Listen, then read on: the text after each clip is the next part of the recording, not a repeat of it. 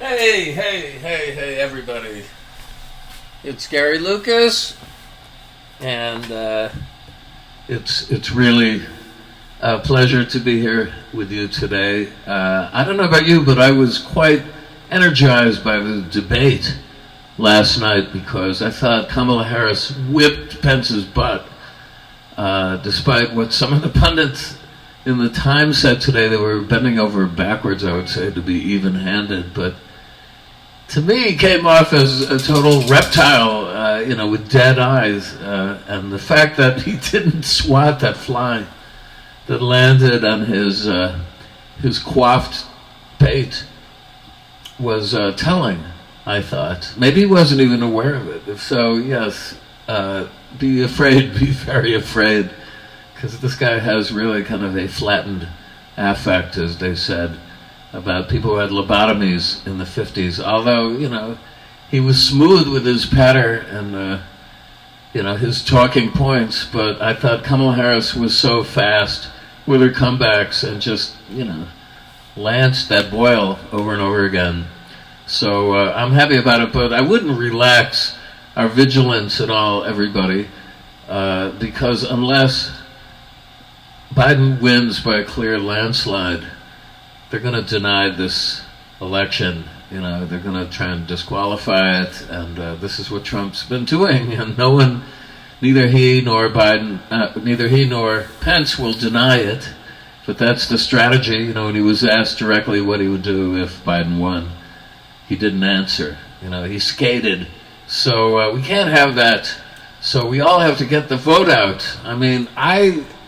There's a good chance I'm not going to be here for the election, God willing, but I want to vote, and I've applied twice to New York State, whoever, like to get an absentee ballot, and I've not received one, so I'm a little PO'd about that, and I just wrote them kind of not an angry, but an imploring note, because even though here we're in the bluest of blue states in New York, I want to register my approval of Joe Biden and Kamala Harris and total disapprobation of the other guy, the Orange Monster, and his cohorts.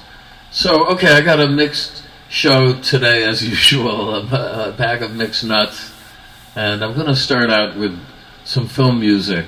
This actually is the first thing I ever played in a live situation, emerging as Gary Lucas, way back in the Knitting Factory days, of the old Knitting Factory. I think it was June 11th, in the year, I gotta think about this a little bit, yes, in 1988, June 11th, I did my first solo show there, and this is the first piece that I played, and it's an arrangement of the great Nino Rota, one of my favorite film music composers, and his theme from Casanova, starring Donald Sutherland, one of his greatest films, I think, and not that well known, certainly not as well known as La Dolce Vita or his earlier masterpieces, but a masterpiece nevertheless, and this music still holds up terrifically for me, and it's a tribute to the city of Venice. It's called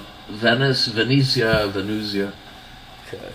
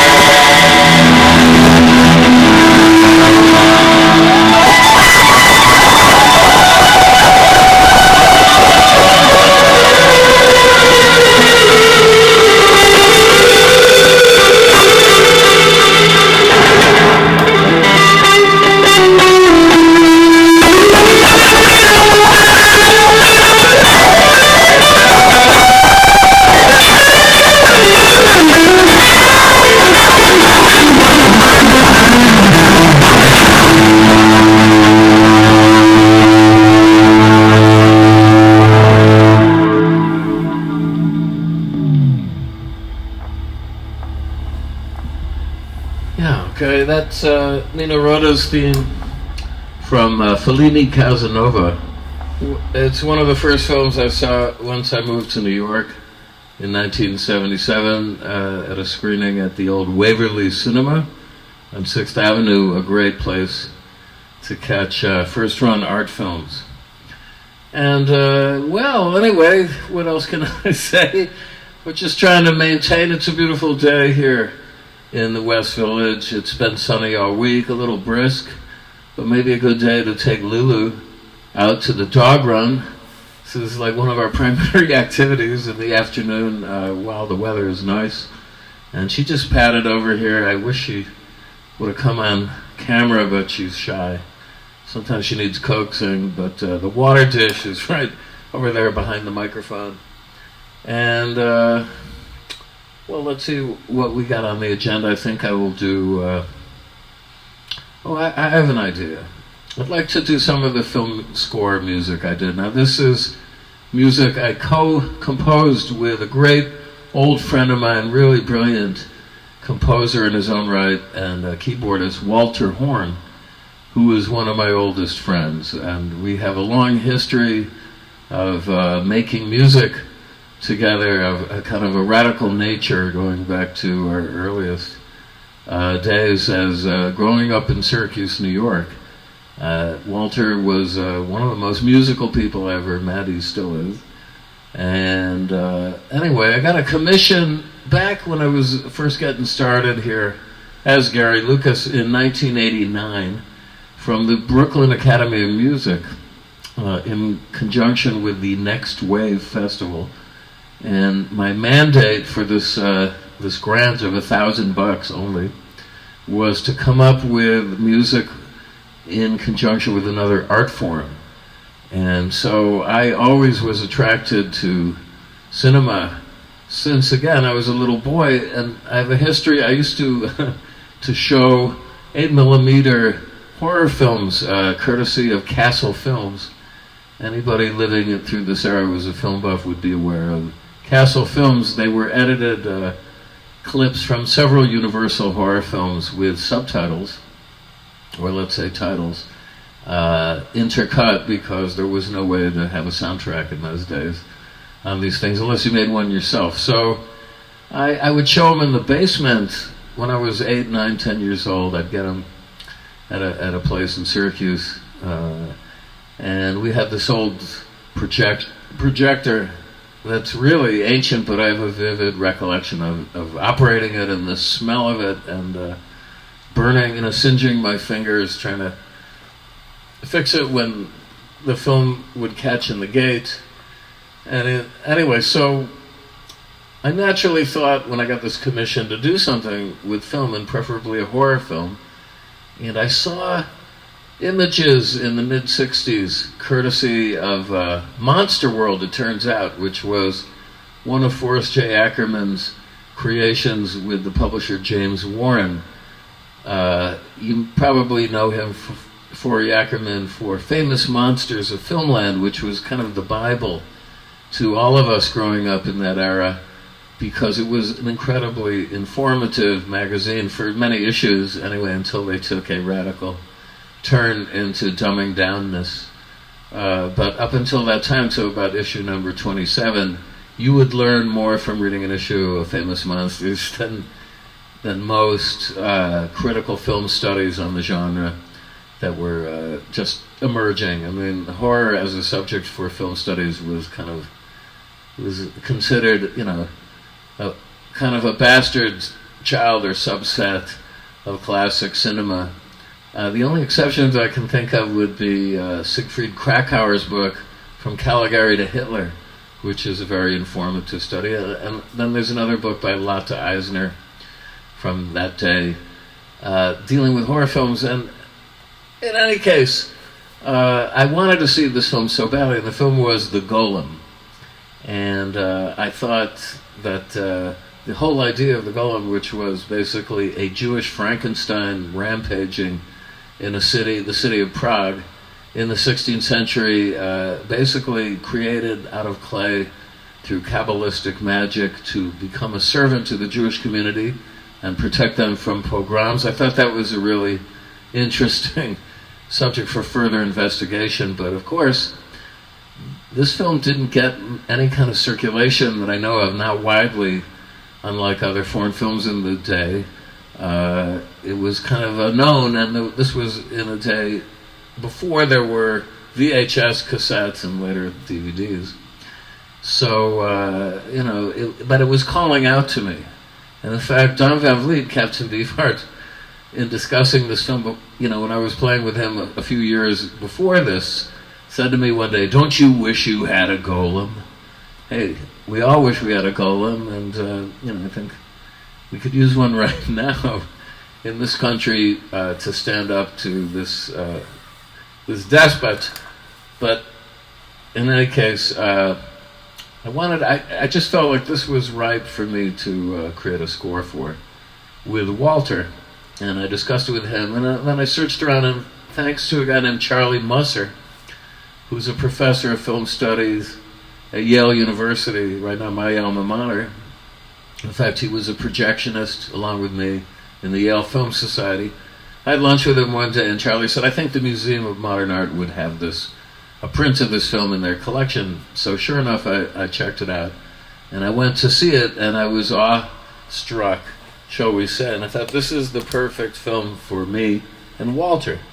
So I got busy and creating a score. We did it as a tag team. We did different characters with different cues and changed it up here and there, and then we got together, rehearsed it maybe once. It sounded really good because we were nothing if not good improvisers together. And then we rolled it out at this festival held at the Museum of the Moving Image in Queens at Astoria Studios, Kaufman Studios, the same buildings actually which housed a film studio where the Marx Brothers Coconuts film was filmed, actually, their first effort in the sound era. And it was a big hit, and Laurie Anderson came up to congratulate us at the end. She was in the audience and got some excellent reviews. So I've worked with this film all over the world. In at least 20 countries out of the 40 plus countries I have played in, have I done versions of the Golem. And I love playing with the film. The last thing I did before lockdown, mid-March, was play this score up in Cornell University. And one of these days, I hope when we get over the hump here, Walter and I will get together and do performance of it somewhere. But it was really hard to keep it going as a duo because, he lives in Boston for many years and has had a day job. He's retired now. And I was doing this full time. So, I did a solo score under the influence of Michael Dorff, who took a bunch of Knitting Factory Jewish artists to Europe on a tour in '93 that was called the Jewish Avant-Garde Music Tour, the Jam Tour. And just kept it going. So anyway, let me set up the effects a little bit, and then I'll play the overture, or let's say the first bit of the first cue in the film, which is called Rabbi Lowe Consults the Stars. And this is on an album I got coming out on Knitting Factory, January 29th. The date has been set in stone, just like the Golem was set in stone. And it's an immovable date now because I've delayed the release for a long time, hoping the gigs would come in to help support it, but who knows where we're going to be at the end of January. Anyway, I got other music to get out there, so take it away, the essential Gary Lucas. And let's see. We set up.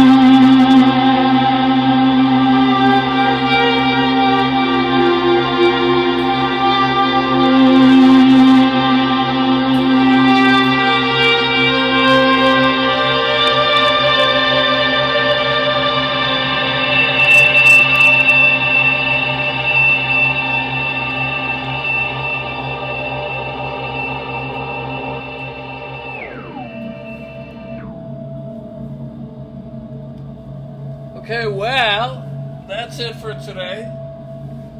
A pleasure playing for you, to be continued. I'll see you on Saturday, maybe with some more film music, who knows. Be safe, be well, get out the vote if you're American. I'll see you soon. See you on Saturday. Love, bye.